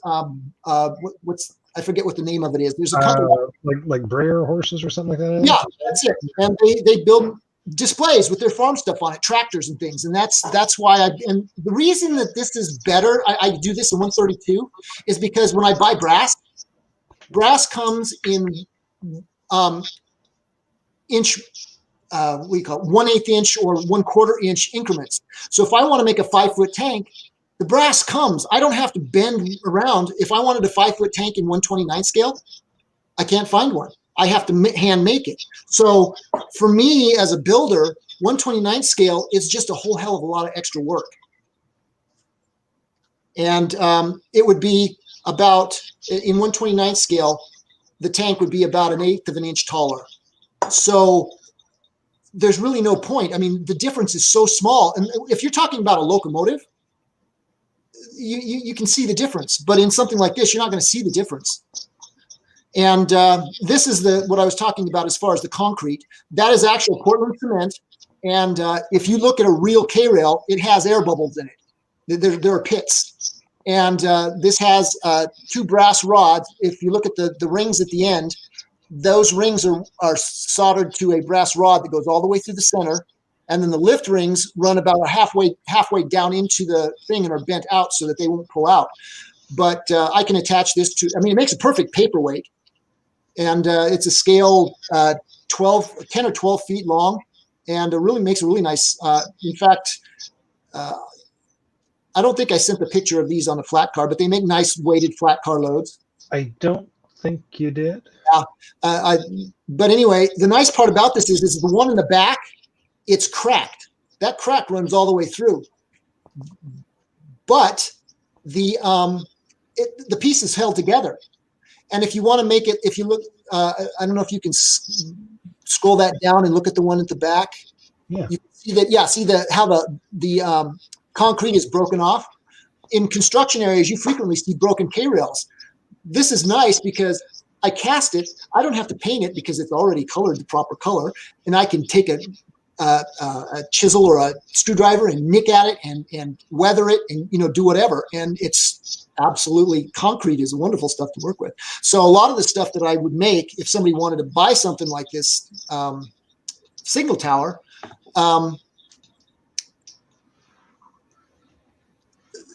the bases and things are all going to be concrete, so they'd work really well outside. The problem is that when I build mine, they're so delicate. I mean, it's mostly something I'd use on the inside on my module. Or if I did use it outside, I would take it outside. I'd have little connectors to where I could plug it in so the electricity could get to it. And then I'd take it in each time I was finished. I have built things before that have been more beefy, but brass is expensive material. It takes time to make, and it is incredibly, even though it's strong, it's not something I'd want to take the chance with outside. But I can also make less expensive ones out of plastic, which would break just as easily, but would hold up. It wouldn't be such an expense if it did get broken. So I can custom build anything. All I need is to have a drawing of it, or measurements, and somebody willing to pay the money, because my wife won't let me do this for nothing. I'm looking at these, and I'm thinking of Sean as I'm looking at them, because this is a whole new level for him, because we're not counting rivets now, we're actually counting pits in them. He's gone down to the detail of even putting the pits in there, Sean. Well, if you look at the one in the back, there's not as many, so it all depends. I mean, it just depends on how many air bubbles that get mixed into the mess. Yeah, I mean, but see, well, I even made these so that you can, how if you have a high, the rings here on the end, they mesh on either side, so you can plug these things together, put a metal rod down the center, and you can actually link them together. Oh, yeah, that's cool. Or they have the bolt holes on the bottom, so if you want to bolt them into a surface, you can do that.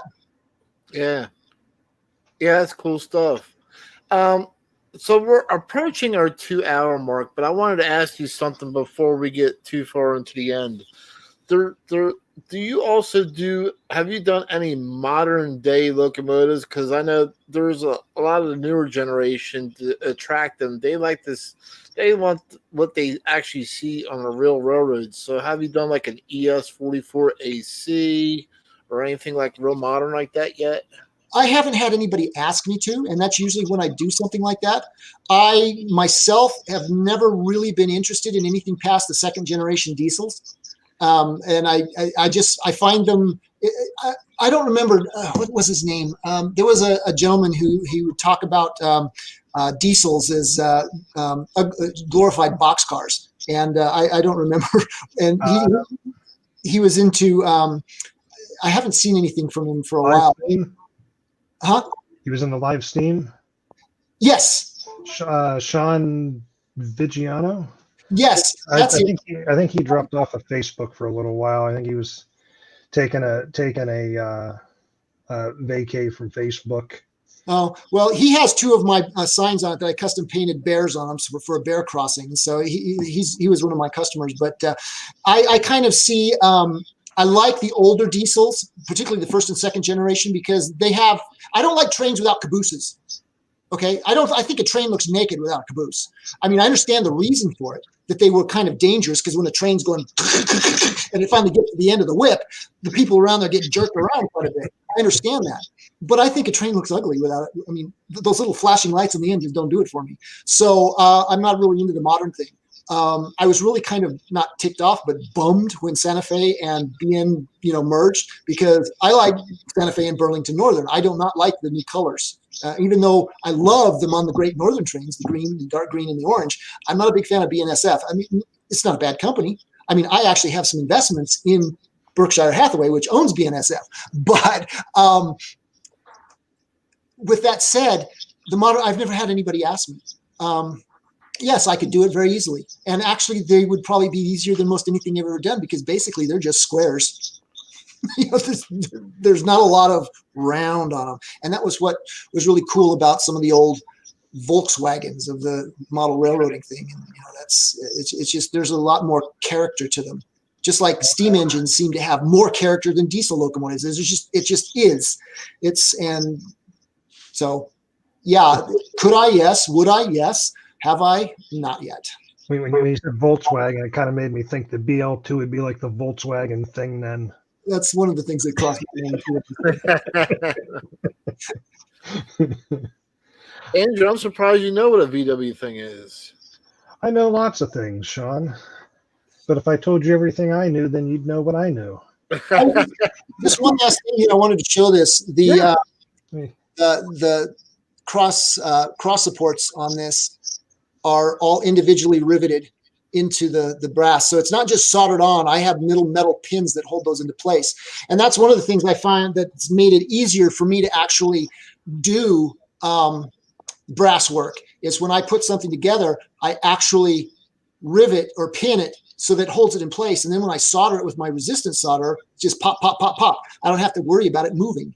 And so, yeah, there's a lot of things that if I had a YouTube channel, I would love to be able to teach this stuff. I tend on stuttering too much when I try to do that, because I can't, to give you an idea, I went to, when I was going to college, or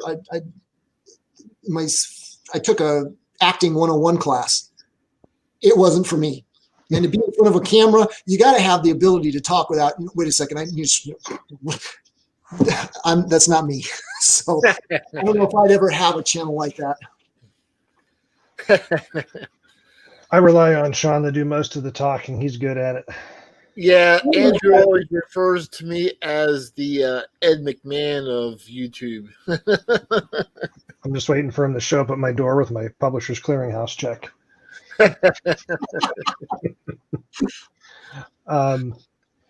One other thing I was going to drop up here on this screen, because I kept looking at it the whole time that we were talking, is this covered hopper. I was curious to know about. Yes. What you could tell us about that. That is a Pullman Standard PS2 CD center discharge hopper. This is the first one that I made. I just got finished repainting it. It's this one is styrene. The other ones that I have, there's another picture I have in here with of this with one of the high side hoppers. This was my experiment, which I built to see how things would fit together, and it's the end part of it on the one that we were just looking at. All of the grab irons, the steps, all of that is brass, and it's pinned into the plastic. The rest of it is all styrene. The hinges on the top, you can see the brass rods running through the hinges, and that actually opens and closes. And so I still have a few things to do to it. It's going to be decaled for the Northern Pacific once it's done. The rest of them that I'm going to, I have plans on doing for myself, about 40 of these. I want several for Louis Dreyfus. They were kind of a lavender color with black decals, some Cargill and Archer Daniels Midland. I have both the low side and the high side hoppers. The ones I'm building right now all have the center through trough. Some of the other ones, particularly the Cargill or some of the grain ones will have, or non-grain ones will have circular hatches, and they'll be built out of ABS. Part of the underside of this has resin castings for the frame. The brake gear on the end is resin. The trucks, those are my 100-ton roller bearing trucks. The bearings actually turn and they're fully sprung. There's 5 springs on them. And so. Yeah, I was going to ask you about the trucks. Those look pretty detailed. Yeah, I took them right off of drawings for 100-ton roller bearing trucks. I also have 70-ton roller bearing trucks, which are a slightly different style, which this car should be having the 70-ton on it. The 100-ton are kind of overkill, but so I'll probably replace those with the 70-ton later. Very nice. I see so many opportunities for that car. I mean, that's an awesome piece because so many grains and there's so many road names that you could put on. I mean, you could literally probably make 50 different road names on this one car. Oh yeah, this particular car here, I've got a folder on my computer that I've got, I don't know, 200 or 300 different pictures of dozens and dozens and dozens of different paint schemes. Like I said, Louis Dreyfus had purple ones, Cargill had yellow ones. Pillsbury had white ones and blue ones. It's just, it would make an incredible kaleidoscope. And so, like I said, I want about 40 of them with about a dozen different paint schemes on it. And not only have I got this car, the PS2, but I also have an Evans one that I have the drawings for. And I believe one from Trinity that I want to work on so I can have variations in there. Also, I have 3 different plans for cylindrical hoppers. And there are a couple from Canadian National that I just love. The ones that look like, I can't remember, they've got the multiple color rainbow colors on them. Yeah. I want to do those. And I just love them because the Burlington Northern and the So line, which is owned by Canadian National, I believe now, those are all over the northern United States. You see those all the time. So. Charlie's asking, do the trucks have brake shoes? Yes. I did make castings for the brake shoes. They're just 2 pieces that fit on the back so you can see the brakes. Most of mine don't have them on there because I wanted to put them together to get the cars on the wheels, but I do have castings for the brake shoes. I just popped that question up because you answered it as you were talking about it. They're cast. The trucks are cast plastic. They're cast resin. Yes. With a metal core. I was going to ask you though. Now, obviously, you made your molds, but and I'm sure our friend Kyle's going to be saying tick-tock to me here because we're at the 2-hour mark. But I wanted to ask, what was your process to actually make those trucks? Like, how did you make your master to be able to make the mold? The original of that was basically I took 0.030 or 3 mil styrene plastic, and I made a single flat drawing in Illustrator. I took that drawing, multiplied it onto a piece of paper. Then I took that piece of paper, sprayed it with a light tack, tacking glue or the spray glue that you get, laid that out on a piece of styrene. That's 030 styrene.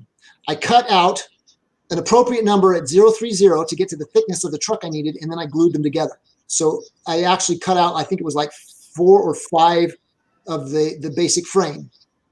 Then the journal box and the roller would basically just evergreen or plastruct circular plastic, and I just built it up so until I had the shape I wanted, and so that it fit in nicely. The spring, the platform that the springs fit into, the bolster, were all done basically the same way. The bolster itself was basically a box that I just, shaped to the shape I wanted.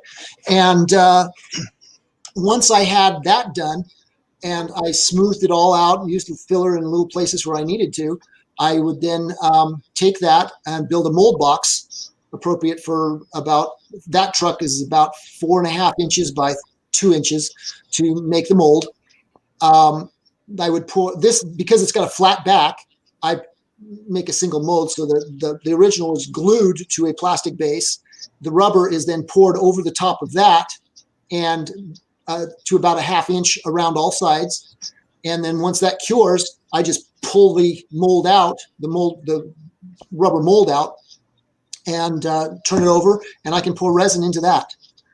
The way I put the core in it is I would pour the mold half full of resin, let it gel to a point where, when you mix eggs and you get to meringue, it starts to peak. Well, when the resin gets to the consistency where I can touch a pin to it and it peaks, I know it's still at a state where it'll stick to itself.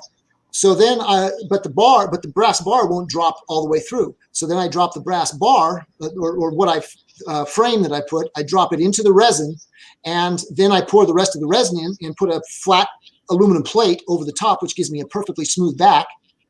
And I've got a truck that is metal reinforced, just like metal reinforced concrete. It's like I said, it's not going to concrete. If you take a sledgehammer to it, it's still going to break, but it's not going to break as easy as just regular concrete, that's what's good about these trucks, is because they have that metal bar in them it'll go across the top, down the angle on either side, and across the bottom. So it does 2 things, basically. It keeps the truck from warping. If it gets hot enough and you put super excess weight on it, a small bar of plastic isn't going to do it. But since the resin has a 200-degree temperature rating, temperature isn't going to bother it. The bar will keep it from warping. And if it does crack, it's not going to fall apart. Oh, very nice. I've got trucks. These trucks that have been on this car right there are 15 years old. And wow. Yeah. That car right there was one of the first ones I built. I built that just after I moved to Utah, and that was in 2000. Okay. So that car right there is, and what's on it, except for a few things like the little hinges on the top, which it had broken off because styrene is fragile. It's one of the reasons I'm moving to ABS as far as for those kind of things, is that they can last if they're taken care of right. And the paint on this, even though I've got a gloss coat on it, that's automotive primer. And automotive primer is designed to keep UV rays from damaging the paint in the undersurface of a car. And it's durable stuff. So, I never would have thought about that with the automotive primer. Well, it was the only color that I could find, paint that I could find that had the light color gray that I wanted. Very nice. Yeah. That's yep. So that's a cool piece. All right, Andrew, we're moving on to 5 minutes after our 2 hour mark. I guess just one thing I'll point out again is anybody that's interested in anything that James does offer or has an interest in him possibly creating anything for them, check the description of our video. We have, like I said, the link to his Decaslin Design website there, as well as the 2 groups he has on Facebook for mold making and scratch building. Like I said, just make sure you look in the description there, because I can't remember everything. Just real quick, they're more than welcome to message me on Facebook or to to message me through my my website, the Etsy, the Square site. Okay. Is there anything you want to leave us with, James, or anything? Or Well, I did. One of the things that I do, and this is for those people in 129 scale, and I've done this for several people, is if you have something, say, for example, on an aristo-craft Pacific or on a USA train that breaks, and you send it to me, I will make a mold of that part, and you will get a copy of that free. I don't charge for that because I will turn around and sell that on my website because I own the mold. And so if you send me the part, you get the part, the first part, free. So if you need a side frame for your locomotive, you send me the broken part, so I don't have to go buy it. I will make a mold, and you get the part free. that sounds like a pretty good deal to me. And I know there's plenty of people out there in the G scale world that have parts that they need replacements for that might have broke or anything else. Absolutely. Jinx, Sean, you said at the same time. Well, thanks for having me. This was fun. Oh yeah, we love having this large scale live show, this live consolidated show. It's something that we're going to continue on doing and keep bringing up guests. So of course the next time we had the show, it'll be hosted on the Dackman Productions channel. But to remind everybody, we do have one website that Andrew has set up for the large scale consolidated live shows, so you can go to one location and find out where the shows are being hosted at. Or is that link in the description, Andrew? It should be. If not, I do have it scrolling at the bottom there right now. If I don't have it in the description, shame on me because I should have put that in there. Yes. And as I was saying, so we decided to have one website which Andrew set up, so that way everybody can go. Don't have to go to either, MrPictovid's Facebook page or Dackman Productions Facebook page. You can go to the website and check out when the next show is going to be and what channel it's going to be hosted on. Yeah, and to mention is Charlie had popped up in the comments earlier. Charlie Zimmerman from the Garden RR channel will be our guest on the next one. And although we haven't gone into specifics of exactly everything he's going to do, I believe he's actually going to be giving us some lessons on weathering and techniques that he uses on the next show. Charlie actually does some very nice weathering and detail work. Not only the weathering, but he does some nice graffiti stuff as well. It looks pretty well. Yeah, well enough that some people thought it was real graffiti. Can I answer a question that I saw real quick? Yeah. Okay, there's a question here that says, does he make an E7 or an E8? Oh. And the question is that I will be making the cab for both the E6 and the E7, which is the same cab for the E8. So once I get the molds made for those, right now I'm having trouble with all the rivets. I have to hand lay the rivets right now, and I'm trying to figure out a way to do it, in strips on the master so that I can actually do that. But so I will have most of the parts available for those locomotives, the cab and things like that. I don't know whether I'm actually trying to make a mold of the full thing, but I can have drawings done for how to cut out or even do a video on how to cut out the sides, and then you just have to figure out how to put the rivets on it. Very nice. And as always, we're always open to you coming back and being on the show again, James. Anytime. I mean, there's definitely no lack of conversation. I think we could have gone for a few more hours, but Kyle, in that amount of time, Kyle probably would have drove over to my house from PA and said, "Come on, Andrew, we got to end this thing." So. Yeah, we found out that 2 hours is about right. It's not too long, but it's not too short. Yeah. So thank you again, James, for coming on and being our guest. We really, really appreciate it. Do you have anything you wanted to add at all, Sean, before we go? Once again, thanks. I'd like to thank James for coming aboard. also, for being a guest and telling us about, the different things that he's done. I'm enjoying meeting all these different guests, and I hope to see more people wanting to come forward and onto the Large Scale Consolidated live show, and hopefully we keep the hobby growing in a positive way. So we reach more people into wanting to get into this. I mean, it's shrinking enough. We got all pulled together and try and keep it growing. Absolutely. Well, with that, we'll say good night to everyone. If you want to hang around for a moment, James, after we go off here. But thank you everybody for tuning in, and have a wonderful evening. And we'll see you next time in 2 weeks. We'll see you, everybody. Good night, everyone. Good night.